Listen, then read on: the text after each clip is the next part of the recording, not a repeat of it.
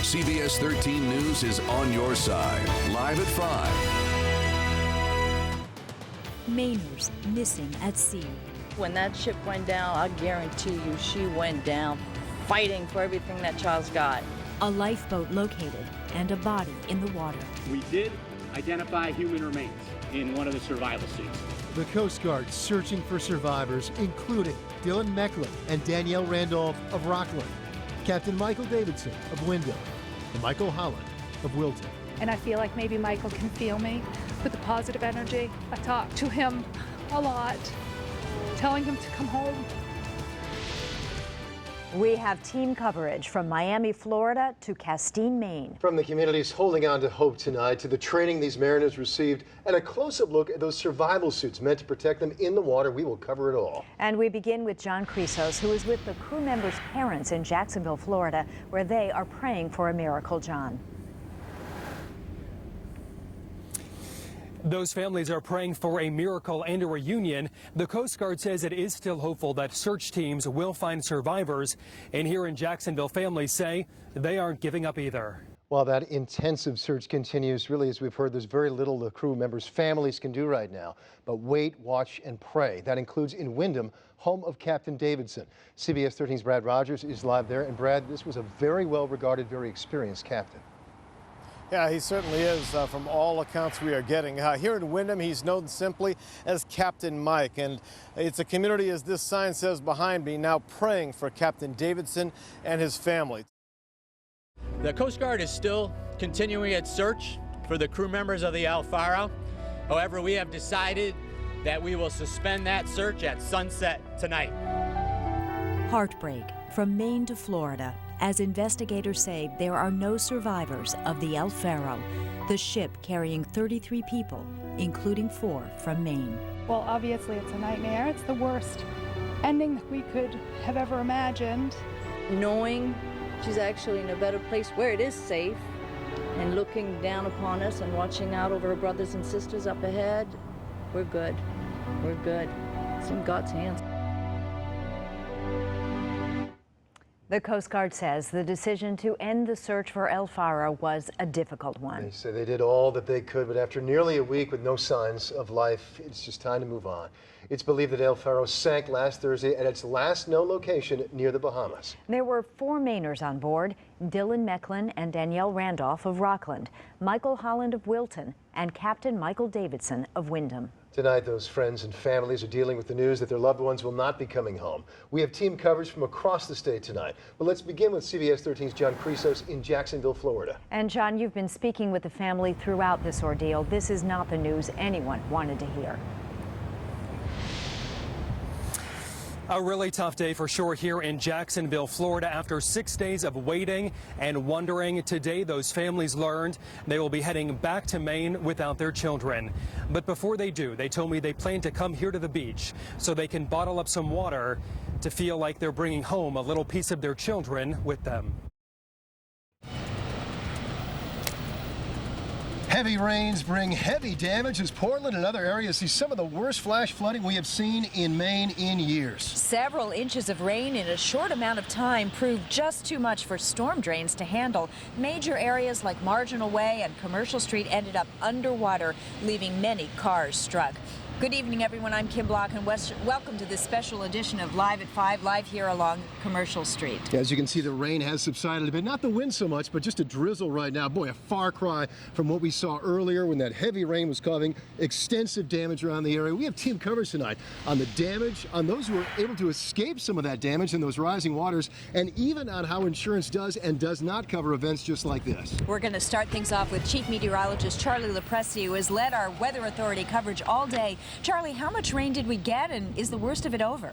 It is, Kim, and we've had around 6 inches of rain from many towns here. That's about a ½ a foot of rain in a very short period of time.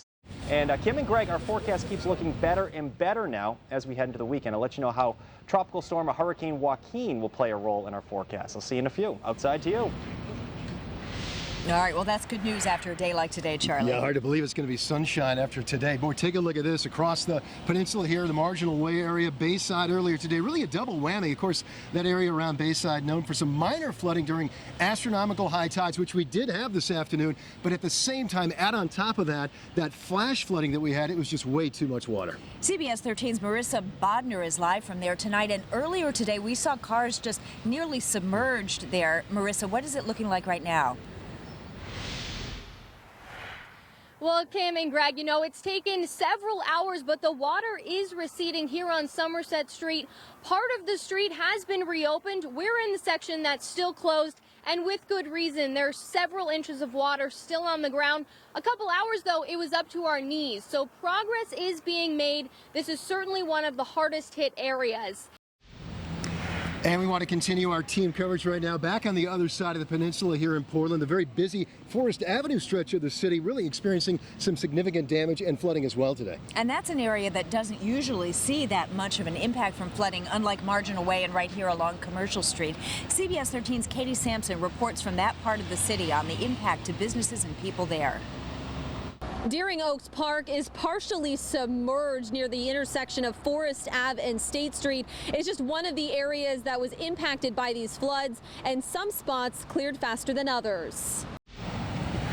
And another area we're watching right now, area rivers and streams, including the Presumpscot River in Westbrook, that is rising right now. Viewer video shows the waters rushing along the Presumpscot. That is now above flood stage. CBS 13's Jennifer Long is live there now, and that is only expected to continue to rise throughout the night, Jen.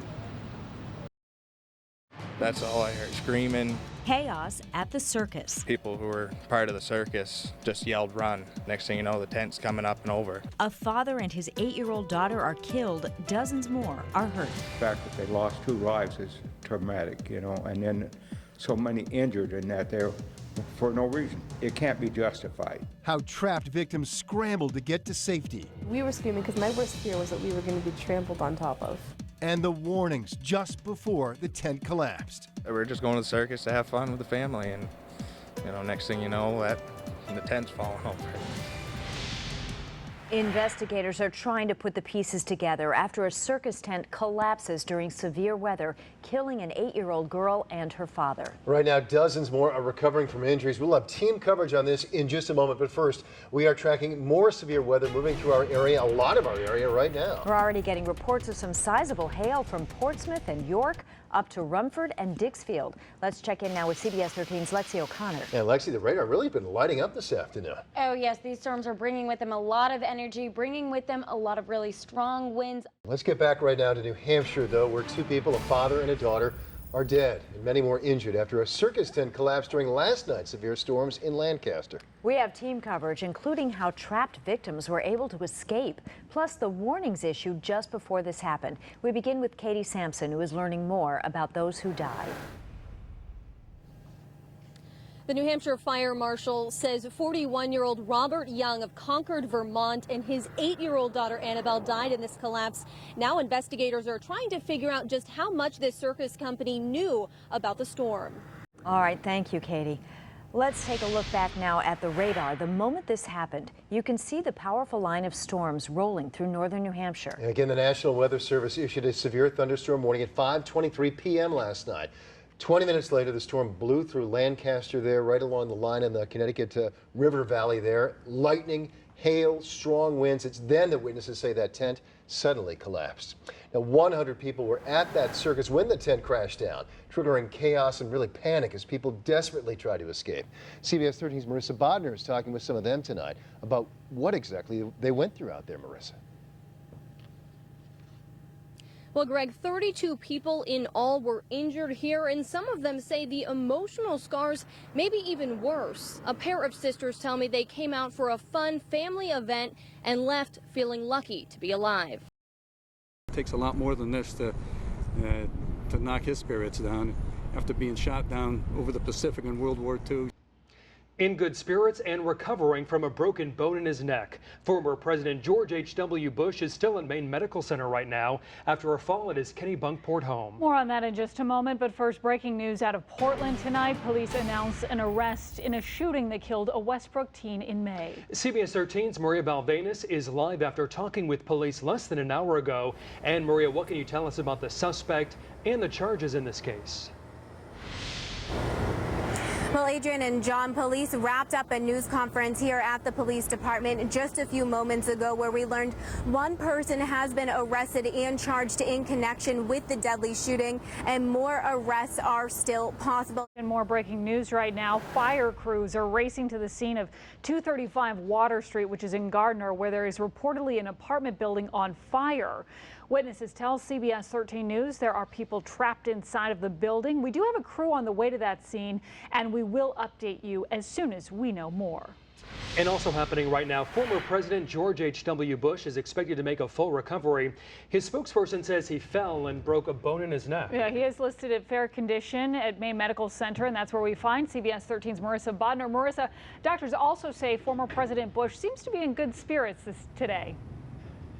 That's right, Adrian. The doctor treating Bush Sr. says he is with his daughter Doro and his wife Barbara here at Maine Med. It's almost exactly 30 miles from the family's compound in Kennebunkport. That's where they spend their summers. It's also where Bush was when he fell on Wednesday morning. And this isn't the first time the former president has been hospitalized. In 2012, he was in the hospital for several months after he got bronchitis. You may remember that. And then in 2014, he was hospitalized for nearly a week after suffering from some shortness of breath.